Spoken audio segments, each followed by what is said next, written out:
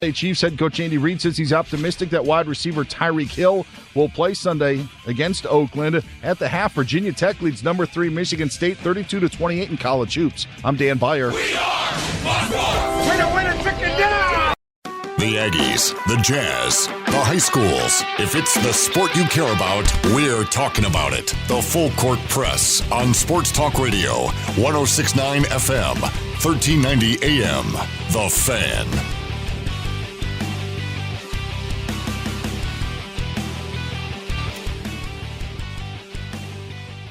Oh, the weather outside is frightful.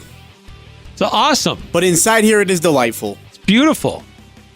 Falling snow, a blanket of white. Okay, shut up. No one cares about your weather reports. Eric Frandsen, Ajay, Salvesen here on 106.9 FM, 1390 AM. The Fan. It is the Full Court Press. People are skiing already. Ski resorts are opening up this week. Oh, this is back to where you take like 2 to 3 hours off every day and go skiing with your kids again, huh? Only if it's a big powder day. You can find the Full Court Press on 1069thefan.com. You can find all our previous content, past content, our archive content on future content on all our podcast platforms, Stitcher, iTunes, Spotify. Just type in the Full Court Press. Eric, say my name. You can find whatever Aggie content your heart desires. We have even press conferences. We'll post that actually later in the evening for you to be able to listen to tonight or even tomorrow. Utah State football has one game left in the season after a absolute clinic by Boise State and a dismantling of Utah State's football team offensively and defensively. Boise State put on an absolute show for all the fans in attendance. A chunk of them are Boise State fans who were left in the stadium with the final seconds ticking off the clock. We'll get into that game and in the recap of it. We'll also have audio from Coach Gary Anderson, Cameron Haney, and of course Caleb Rep, who will conclude their careers as Aggies after what we hope is the bowl game in December. For USU men's basketball, they go to the islands of Jamaica and sweep the Classic itself. After coming back from 19 to beat LSU, they then had to come behind again, not by 19, but still against a gritty, gutsy, just hustle, all-out North Texas Mean Green basketball team who gave Utah State more than they could possibly handle. 16-8-59 is your final score. Utah State goes on an 11-0 run. They stay at number 15th in the AP poll. And we'll have St. Mary's this Friday night at the McKeon Pavilion in Moraga, California. So in the AP poll, Utah State basketball remained unchanged with where they were the week prior. So they're still 15th in the AP. They did move up one in the coaches. Coaches didn't have them as high, so they're 15th in both polls right now. So not a lot of movement, not a lot of teams ahead of them lost, but Florida is a team who did get some wins over the weekend, and they're back into the top 25 in both polls, and that's a future opponent for Utah State. So keep an eye on the Florida Gators. Yeah, that Florida team's kind of interesting. They've had a sort of up and down season. Lost to Townsend, lost to Connecticut. Oh no, they didn't lose to Townsend. They beat Townsend by 6. But they lost to Connecticut, and they lost their season opener as well. Lost to Florida State in the opener. That's the other one. St. Mary's is getting votes. They're close to cracking the top 25 in the AP.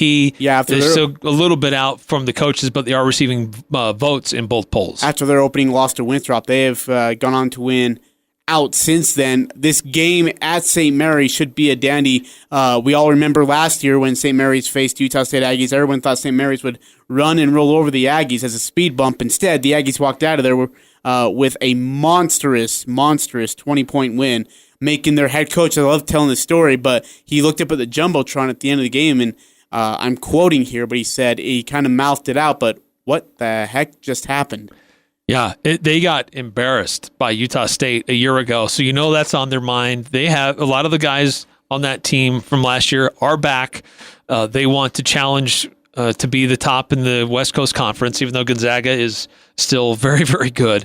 But that's going to be a real test. And then there's the other question going into that game, too, is the health of Sam Merrill. He tweaked his ankle in Jamaica. He wasn't real productive in the first half against North Texas, so he's a little banged up. And also, will we see Neemias Queta this week? We still don't know officially. According to the timelines, it looked like he'd be kind of on track to maybe play in Jamaica. He didn't. Will he play this weekend? I don't know. It's one of those wait and see.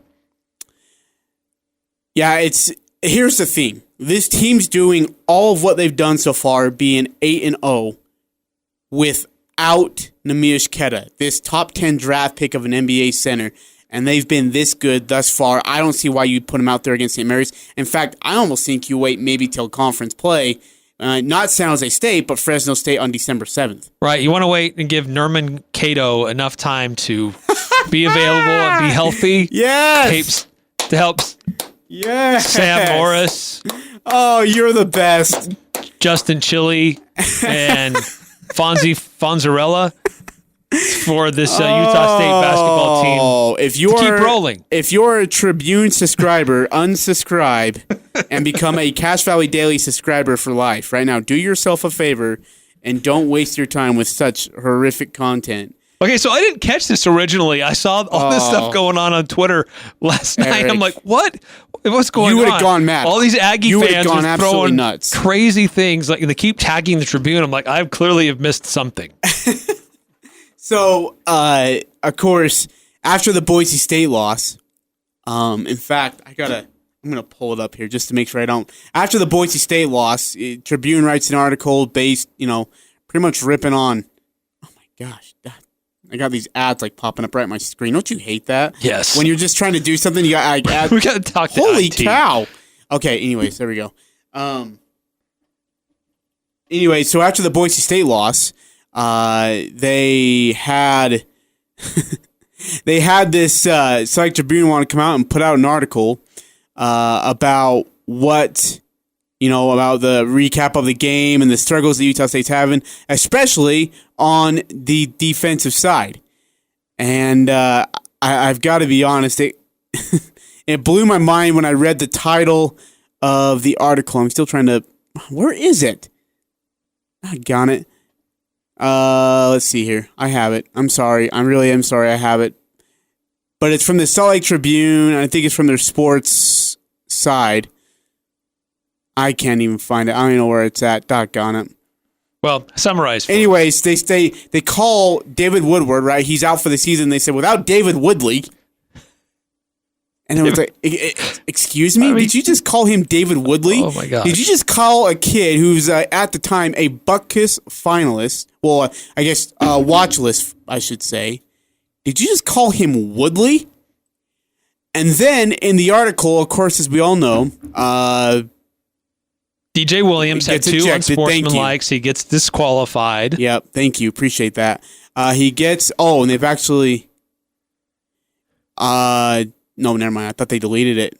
Never mind. They didn't. They don't have the knowledge to be able to delete a tweet after they know they're wrong. Anyways, they called him not even close. I think it was like Josh Lewis or something. Like they weren't even... Like they got DJ wrong and they got the Williams part wrong. And they called him like Josh Lewis... And said, yeah, this guy so-and-so, Josh Lewis, got ejected. And I was like, what? What game are you watching? And then they, after Utah State beats LSU, comes back from, what is it, 19 down? Points down, yeah. Do you want to know what they called him Josh Calvin. DJ Williams. Josh Calvin. Josh Calvin. I don't remember seeing him get ejected. I don't even know who that is. And by the way, they have actually deleted the tweet finally today. It took today to delete that tweet, by the way. But then when the Aggies came back from 19 down to beat LSU, their title of the article, Utah State Aggies shoot under 40% for the first time all season. That was the title of their article. Oh, really? How about rallying from 19 points down to beat an SEC team? Nope. Utah State held to 40% shooting for the first time this season. Oh, Tribune, fire everybody who's employed there and try to redo everything that you're doing. No, it's just, yeah. So anyways, and then they just get names wrong. So then someone sent out a tweet, and the thread was incredible of what the Salt Lake Tribune would say after last night's win. And they're so good. The replies are awesome. To, like, for example, like you said, Norman Cotero hangs out at the pole with a floaty item. Most obscure, most bizarre. It was great. It was really, really good stuff. To the game itself, or to the two games in Jamaica, yeah, they were close games. Utah State was flat. No really other way to say it. LSU was making shots they don't normally make. And for the first time this season, Utah State faced a team that had a lot of athletes.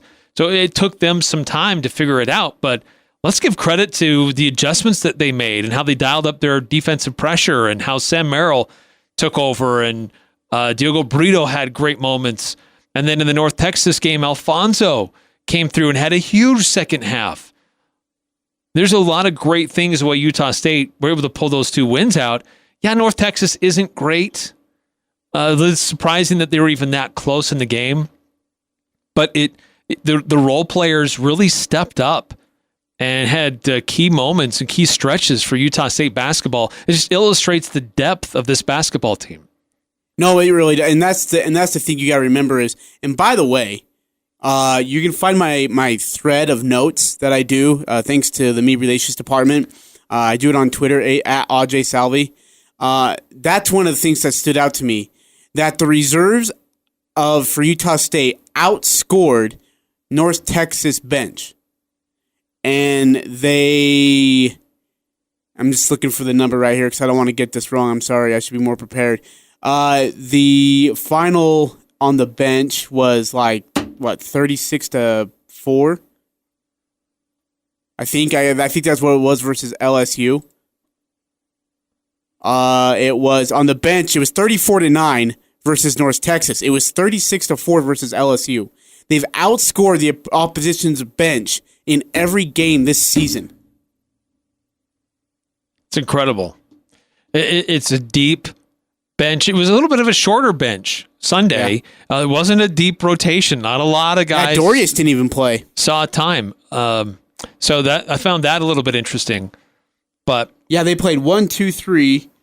I mean, your starters, right, were Merrill, Bean, Cuba, Porter, and who's the other starter? I'm missing one, ain't I? Bean, Cuba, Porter, Miller, and Merrill. That's 5. The only two to come off the bench, Brito and Anderson, and Bairstow. And Bairstow only played 2 minutes, though. So, I mean, Diogo played 35. Alfonso played 31 minutes. Those are starter minutes, Eric. Cuba only played 6 minutes. Oh, that was versus LSU, sorry. Well, Cuba, he played 10. He didn't play a lot. Yeah, Cuba played 10. Bairstow played 10. Alfonso played 31. Brito played 33. Yeah, both of them had double digits coming off the bench. Anderson had 19 points, 5 rebounds, 2 steals. Brito, 15 points, 4 rebounds, 3 steals. Those guys were huge. You know what's crazy is and this is how gritty this USU team is. Look at all the droughts they went on. They had a 5.5 minute drought. They had a 4.5 minute drought at one point. They were over their last 10. They were over their last 7 for a span there. I mean, they just couldn't get any. They had some good looks and just could not get them to fall. Especially Sam Merrill, who in this game he was held to points wise 5 points. That breaks his 27 game streak of having double digits in the scoring column. And he had 5 points, and they still won by 9 and went on an 11-0 run. Yeah, the way they closed that out. And yeah, that final impressive. Held North Texas to without a field goal in the last 4-11. Yep. And really, there were things that were going on before then that led to that. Utah State, even though the shots weren't falling, they kept attacking the basket. They kept getting fouls. They kept going to the foul line. And so they were able to put up free throws, which stopped the clock, reset some things. But then North Texas started getting in foul trouble, and they had to kind of be a little more careful about what they were doing. And so, Bell get fouled out for them. So they were able to continue to put some pressure on North Texas. I mean, the 22 personal fouls to Utah State's 12. And it just shows you that Utah State was the aggressor. Yeah, that's incredible. That's what really amazes me the most. And by the way, Aggie shot 22 of 28 from the line. Is that right? Free throws attempted and made 27 for 34. And North Texas was 6 of 7. And you won by 9. Yeah. So that could be more negative than positive. Go.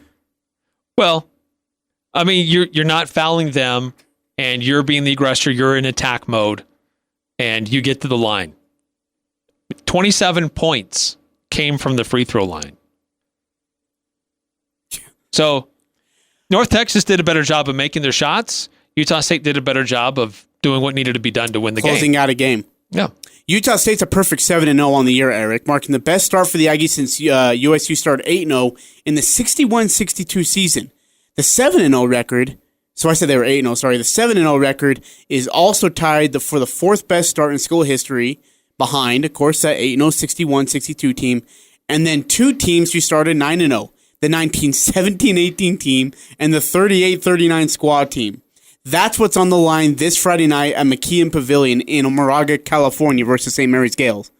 Eric, if they beat St. Mary's, I know this is an early bold saying, go bold or go home, but is this the greatest team ever in Aggie history? Well, to this point in the season, I think you have to say yeah. But again, it's just, we're still early, and there's still more games to be played. But it certainly has the potential to be. Stu Morrill had some great years with lots of wins, had a 30-win team. But that team didn't really play anybody. No offense to the Big West, no offense to what they were trying to do with their scheduling, but there just wasn't a lot of tough teams on the schedule that year. And so what this team is doing now, man, I hope people appreciate it. This is special, and it doesn't come around very often. Their lone Division I home game until January is December 7th versus Fresno State. In that span, I believe they play 3 home games.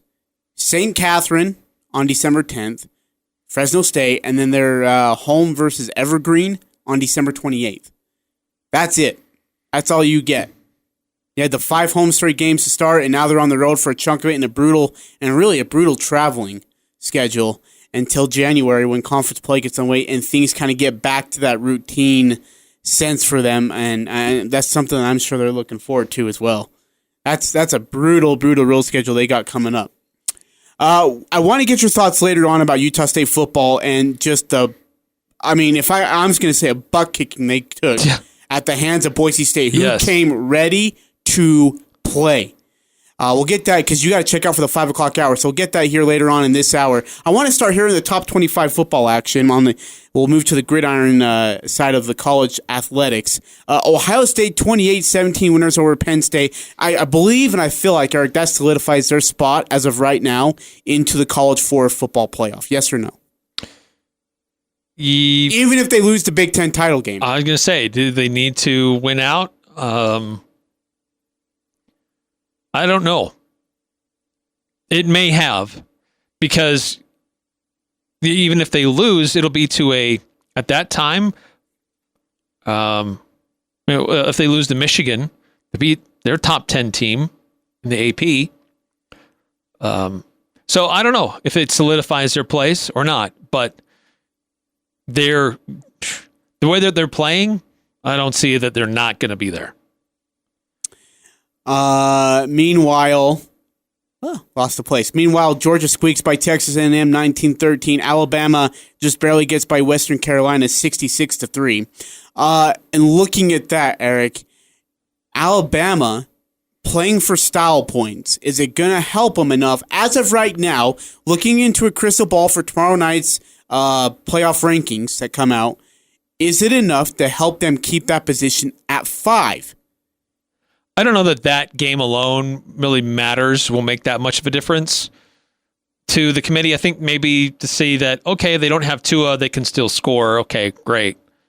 But for me, I don't know that if Georgia, Clemson, Ohio State, or LSU have done anything to not be in the top 4. Amen. That's and a I don't know great that point. Utah has necessarily done something enough to leapfrog Alabama. Oregon, speaking of Utah, they were absolutely devastated by this loss. Arizona State at Sun Devil Stadium gets by Oregon 31-28. Oregon's going to fall humbly in the AP poll. In fact, they do. They drop all the way to 14th, Eric. They dropped huge 8 drop. spots in the AP poll. How much damage do you think they take in the playoff poll tomorrow night? Probably something similar. What really is difficult here is how it affects Utah. Yes. And I heard some people kind of excited that Oregon lost. No, that's not good. For the Pac-12, you needed them to win, and you needed Oregon and Utah to face each other in the Pac-12 title game for either one of them to have a chance to play in the college football playoff. Because now there's nothing to really help their position, there's nothing to prove dramatically enough. I mean, now to move them up. I mean, it does help that Utah's lone loss was against USC, and now they're in the top 25. That helps. But who has Utah beat? It's a top 25 opponent. I mean, what's their best win? Geez, their best win? BYU? Yeah. I mean, really, what is Utah's best win? No, that's a great point. And you have to compare that to the other teams ahead of them. What are their best wins? Some of these teams have multiple top 25 victories. Some of them have multiple top 10 victories. I just don't see, unless somebody ahead of them stumbles, I don't see a path for Utah to get into that top 4. One of the teams ahead of them have to lose. Now, granted, some of these teams are going to play each other. LSU, Georgia, Alabama, they're going to play each other. And there's going to be some movement there, but is it going to be enough for the Utes to get in? I just don't know. I might be asking too much. Yeah, that might be asking just a little bit too much. Speaking of teams that could leapfrog them, Oklahoma gets by TCU 28-24. Oklahoma improves to 10-1 overall, 7-1 in the Big 12. Oklahoma, they've been squeaking by with their defense, which I guess isn't bad, but here's the problem, Eric, is that they're dominating teams like Utah's dominating teams. But and the Big 12 title game might be more attractive to the eyes of the committee than the Pac-12 title game will be now.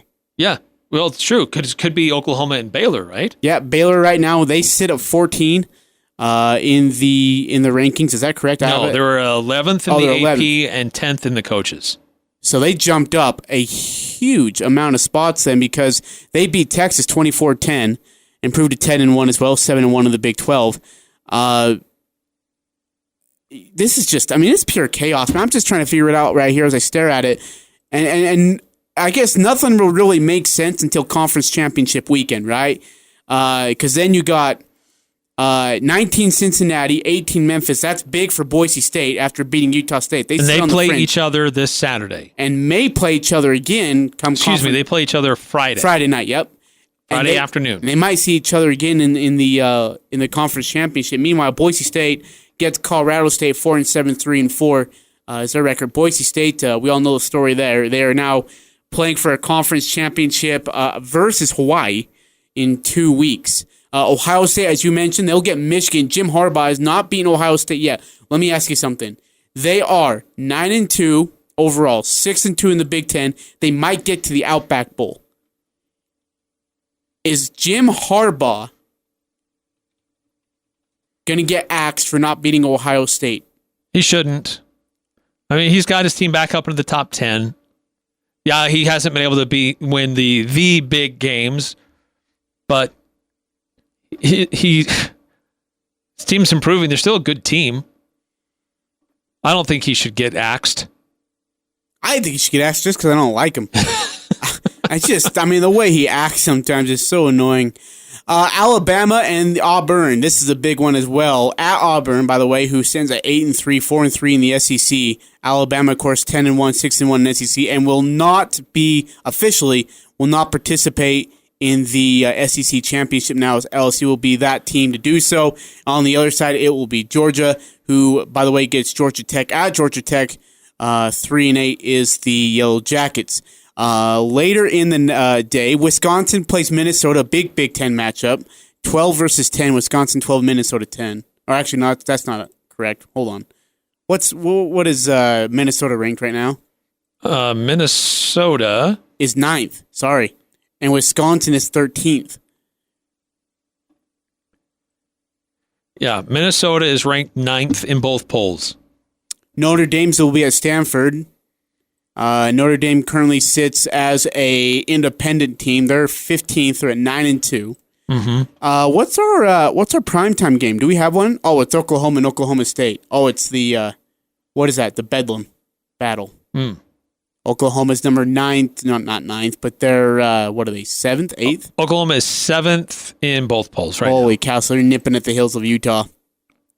Versus Oklahoma State. That's at Oklahoma State. So what and you Oklahoma need... State is 21st in both polls. If you're a Utes fan, you need an Oklahoma loss, and then you need an Alabama loss. If you get both of those, and you win, and then you're playing for a chance in the playoff in that Pac-12 championship game. Yeah, Alabama's going to be playing Auburn, playoff. and currently Alabama is favored by 9. Auburn could beat them at that place. At home, I could see Auburn getting the upset. And Oklahoma State, that's in Stillwater. So Oklahoma could easily lose to Oklahoma State. Oklahoma currently favored by 13. Holy cow! Really? Opened at 14.5. It's down to 13. So a little bit of movement. Oh, man. That's got to be the highest spread in that rivalry in a while, at least. LSU, by the way, 11-0, 7-0 in conference play. They get Texas A&M at home. LSU is already in the conference championship game, so it's not going to matter either way. Utah State opened as a 13.5 favorite. It's down to 11.5. How? To New Mexico? To New Mexico. By the way, so we talked about Boise State. They remain really unchanged in the polls. They're ranked 20th in the AP, 19th in the coaches. They need Memphis and Cincinnati to split over the next 2 weeks if they want a chance to get above them. And I don't know. It could happen. It absolutely could happen. Memphis and Cincinnati are neck and neck, just right ahead of Boise State. Because the Broncos, they finish out their season this weekend. They're at Colorado State. And then they'll host Hawaii for the conference championship game on the 7th. So, okay, hey, play the hypothetical game with me. And beating Hawaii, if they can do that, that'll certainly help them, but they need somebody ahead of them to lose. Here, let's just hold this. So I think that'll keep them ahead of Appalachian State. Crystal ball for a sec. Okay. If Boise State jumps up so far in this group of 5 that they end up being in the Cotton Bowl, they take that New Year's 6 as the leader of the group 5, who takes a spot in the Vegas Bowl? The runner-up in the conference championship game, or the second place team in the Mountain Division with the better record? I think that's a fair question because there's a chance that Air Force could be ranked by the time the season is over. So do they take Air Force instead? And send Hawaii and to the send Hawaii Bowl? somewhere else? Or do they take the conference championship runner-up and take Hawaii? So that's a good question. I think you could see it playing out either way about who goes to the Las Vegas Bowl to represent the Mountain West. You take the next best team, or do you take the runner-up to the conference championship? If I'm the Las Vegas Bowl, I want the next best team. Yeah, no, I take Air Force. And I would agree. I think Air Force, by definition, would be the next best team. So who would they get? Would they get U.S. most likely? Okay, so then here's on the Pac-12 side of it, just because this is fun for me. If Utah does not make the playoff, they'll go to the Rose Bowl. They go to the Rose Bowl. Is it Oregon that would be in the Las Vegas Bowl? Would Oregon get knocked so far down they'd be in the I shouldn't say it like that, but to a degree, it is being delegated to the Las Vegas. Las Bowl? Vegas. Possible. They could end up going somewhere else to another really good bowl, Pac-12 affiliated bowl. That's a little bit Maybe higher. they send Arizona State, which that's not that far from them. Yeah. So they'll travel well to that. USC.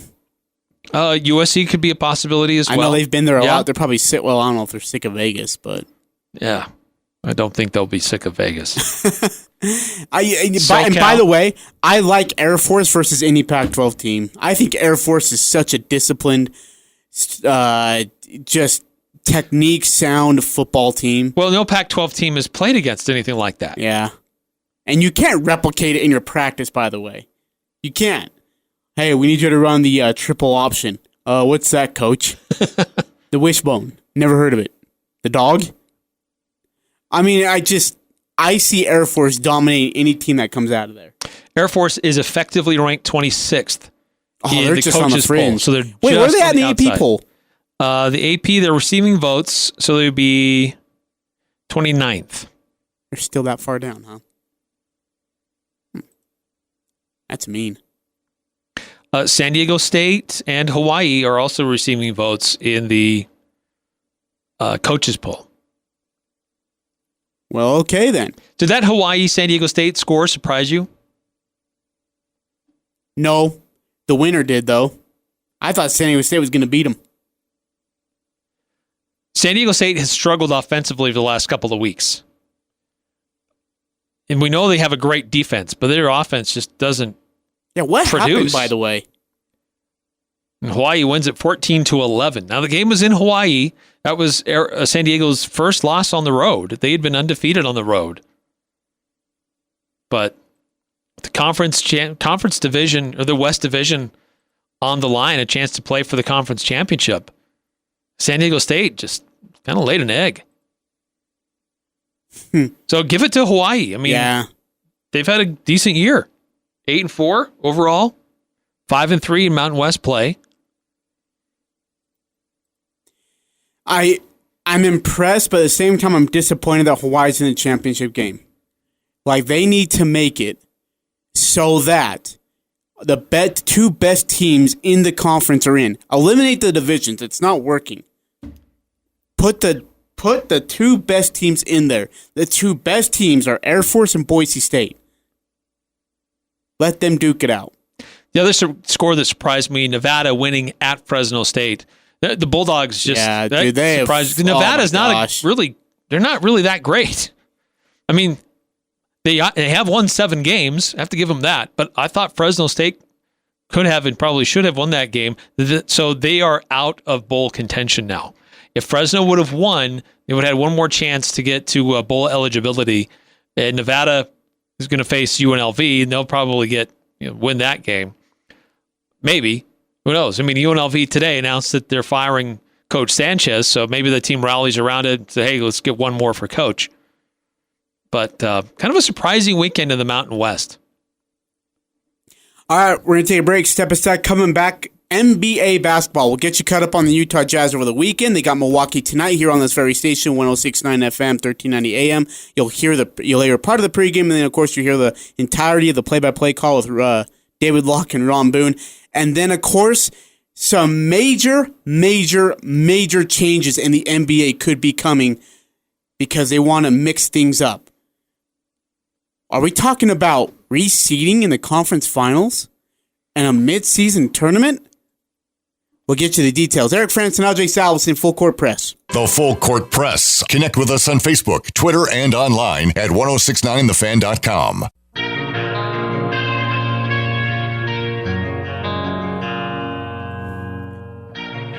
Eric Frandsen, Ajay Salvesen here on the Full Court Press, 4:37 your time. On a Monday, November 25th, we'll recap to you and get you audio of Utah State football. Their loss to Boise and get you ready for New Mexico this Saturday, 2 o'clock in Albuquerque. Final game of the regular season. A win assures the Aggies that they'll be in a bowl. A loss puts them on the fringe that they may not make it. I think this Saturday is a must-win for Utah State. They have to have that attitude. Gary, after the game Saturday night, that's was his message to his team. Look, we're at 6 wins, but doesn't mean we're going bowling. Yeah, bowl eligibility does not mean bowl guarantee.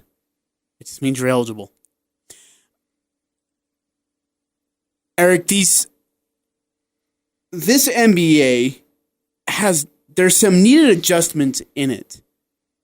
And some have been discussed, and some have been some are being considered seriously.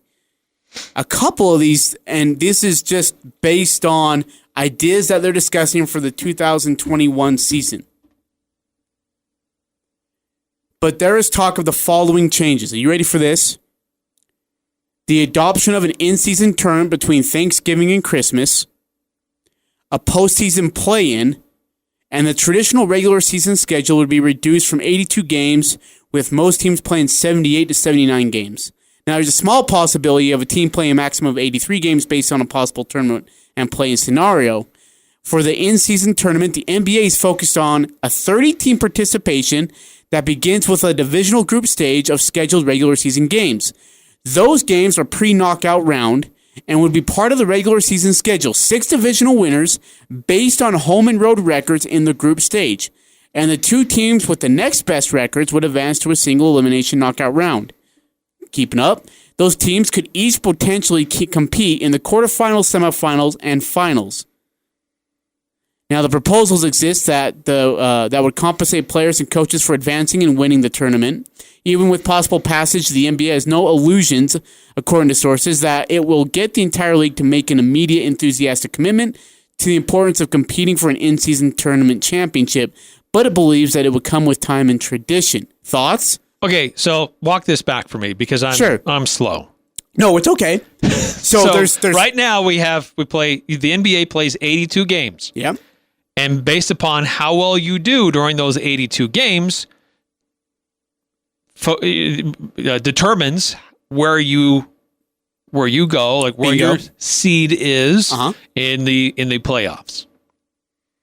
But and we can talk about postseason We're going to get on just a bit. Yep, hold tight on that. But the in-season tournament has me a little confused. I'm with you. Does the regular season just all of a sudden stop? And then we do something different? Is everybody involved? Yes, so everybody's involved. And then is it single elimination? It would be. And how really is that any different from just regular season? Playing games in November and December, like you normally would under this scenario. So do you still have the tournament you play? You're going to be guaranteed an X number of games. But if you're the in-season tournament champion, what does that really mean? Does that give you advantage in the postseason, or is it just something to brag about in December? So the timing of the proposed tournament would avoid conflict with major domestic competitors such as the NCAA tournament and the NFL playoffs. Again, between Thanksgiving and Christmas. It would unfold well before the All-Star weekend and trade deadline. Part of the rumor, sources are saying, is that because it will help ratings during the dog days of basketball, as they like to call it. So, how? That's my question. How? How is it any different than games? So all of a sudden, we've played a month of basketball, a month and a half of basketball, then we stop and say, okay, who are the best teams at this point? And then we'll do a little tournament, and if you're still the best team at this point, you get the in-season tournament trophy. And then we go back to regular schedule, and whomever wins that in-season tournament may not be still the best team at the end of the year. No, but they'll get a nice little cash prize. So here's the thing. So, for example, like you saw the Cleveland Cavaliers versus the Golden State Warriors 4 straight years. You knew that who was going to be, like those 4 straight years, you knew those were the 2 teams that were going to come out of both their respective conferences. This allows teams to have something to play for in the middle of the season that might be completely out of the playoff picture. Give them a chance to be able to participate in this tournament, and if they can win it, it's a tournament champion with a cash prize. Okay.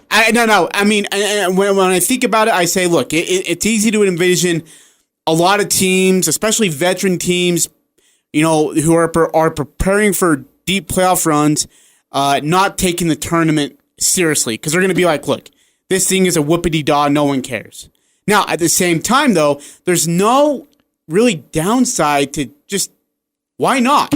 Give it a shot. And if it works, it works.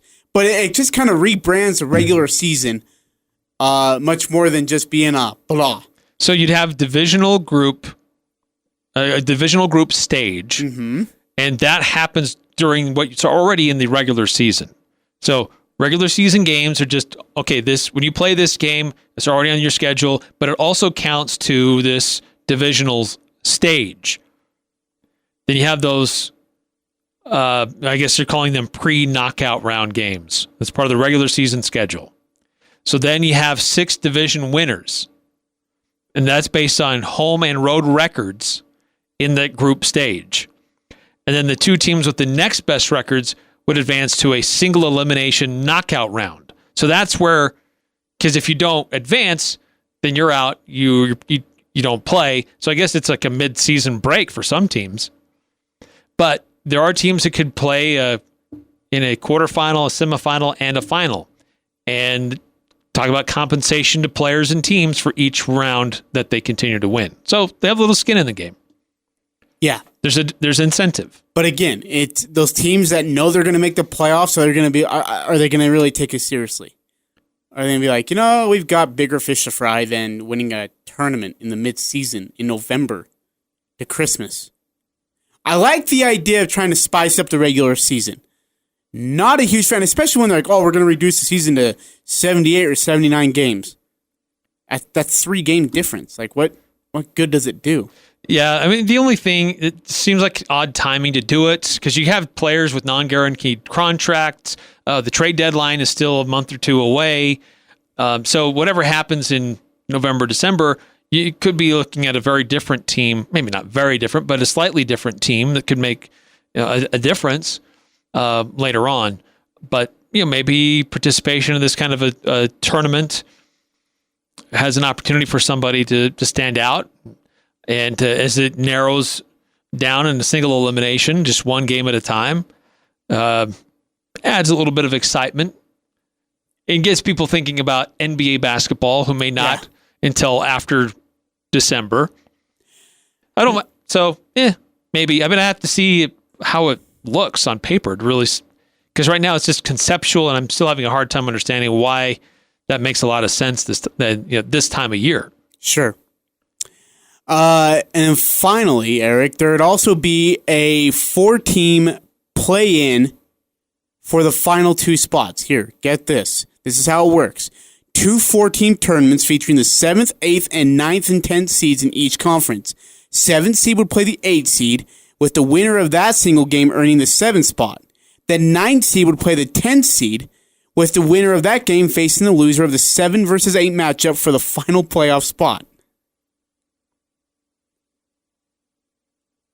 I feel like there's got to be more to it than that. Because you're making the 7th and 8th seed jump through another hoop just to earn their spot in the playoffs. You know how hard it is to make it in the Western Conference? And now you're going to make him go play 2 more games to get there. Well, I mean, it does open up more teams to participate, which I don't have a problem with that. If it's a single game, okay, so you're not lengthening the postseason dramatically. Kind of like the Major League Baseball wildcard game. It gives more teams opportunities. Do you think it, not completely eliminate, but you think it reduces the desire to go tank a season away? Well, I don't know about that. But if you're in March, late March, well, even middle of March, and you're kind of on the cusp, in a few years past, the NBA Western Conference has been so good that even if you're kind of on the fringe, there's still a good chance you're not going to make it. You're not going to make up enough ground because the teams ahead of you were always going to they weren't going to slip. But you get more teams involved. It's about money. You get to sell more tickets. You get to have more games on TV. But it also, yeah, I think you're right. If you know that you're not going to be a top 8 team, maybe you still stay competitive for those last couple of weeks to still be that number 9 or even that number 10 team to get one more game. Now, for example, last year the 4 playing teams in the East would have been this: Detroit, Charlotte, Miami, and Washington. In the West, it would have been San Antonio, Clippers, Kings, and Lakers. Now, the gap of these teams was only a matter of 3 wins. While in the West, the Lakers would have had the chance to salvage the season, lost to LeBron James, the whole injury. But without the play-in tournament as a lure, the Los Angeles Lakers probably would have rested its franchise player for an entire month of April. Now, the opponents, I guess, or the devil's advocate side of the play-in tournament would have argued that it devalues the regular season because the 7th and 8th seed teams, again, like I said, would have to jump through an extra hoop just to claim a playoff spot. But what I like about it is, like you said, it gives these teams, like if you're sitting in 11th and a game out of 10th, you're going to try and go out to get that 10th, that 10th playoff spot, that final playoff spot. Right. It does make, in theory, it should make those last couple of weeks still compelling and interesting for more teams, because by April, by late March, a lot of teams knew if they were going to make it or not. And then once they knew that they were out, man, they're throwing all their bench guys in. They're playing all their rookies. And it got really sloppy and really ugly and uninteresting. But if there's a bigger window for more teams to participate, then maybe those last couple of weeks are more interesting in the NBA. I mean, the best teams, they're fighting for a better position in the home court. But those that are out of the playoffs, they're... Why? I mean, why even really go all out? Doesn't really matter. You're just trying to develop your young guys at that point. But the other thing I do like is this opportunity to reseed some things and just have the best teams play each other, regardless of Eastern Conference, Western Conference. We've seen too many years where the de facto NBA championship wasn't a conference championship. Fair enough. All right, we got to take a break. Coming back, we'll close up the first hour, get you ready for the second hour, which will be all Utah State, including football, which we do need to talk about, including basketball, which we do want to talk about. We'll get all the audio as well from Coach Anderson, Caleb Rep, Cameron Haney, and then you also hear from Coach Smith after their win over North Texas to clinch the championship in the Jamaican Jersey Mike's Classic. That's all coming up here on the Full Court Press. Eric Frandsen and Ajay Salvesen here on 106.9 FM, 1390 AM, The Fan. The Aggies, Jazz, high schools, even the Pee Wee's T-ball team. It's the Full Court Press on Sports Talk Radio, The Fan. Hi, everybody. Ajay Salvesen here as we wrap up the first hour, 4:54 your time here on a Monday, November 25th. We'll get you ready for Utah State basketball talk, and as they get home from Jamaica, and after completing the island sweep over LSU coming back from 19, and then North Texas, holding North Texas scoreless for the last 4-11, going on an 11-0 run to clinch the championship, and now they get ready for the St. Mary's Gales. Friday night, that's a 9:30 Mountain Time start, 8:30 Pacific.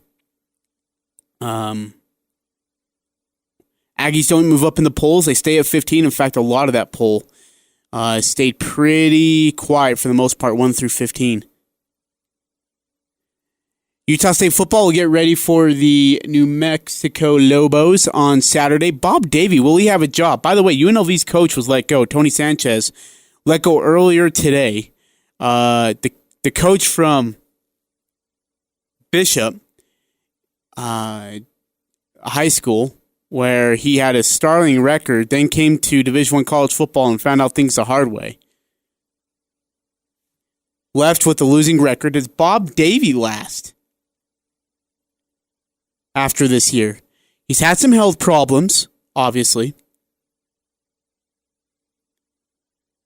But there's more than that. There's also a problem within the program itself, where it hasn't been held to the standard that it really should be.